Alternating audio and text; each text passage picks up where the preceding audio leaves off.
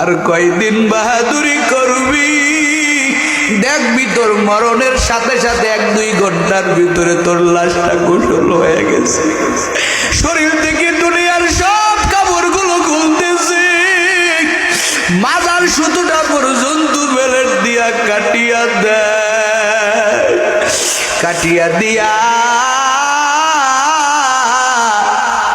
শেষবারের মতো তোরে গোসল করায়।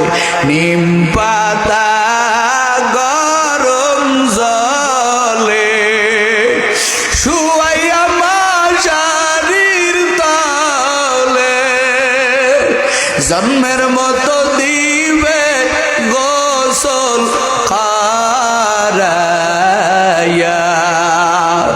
মৃত্যু ব্যক্তি ডাক দিয়া কয়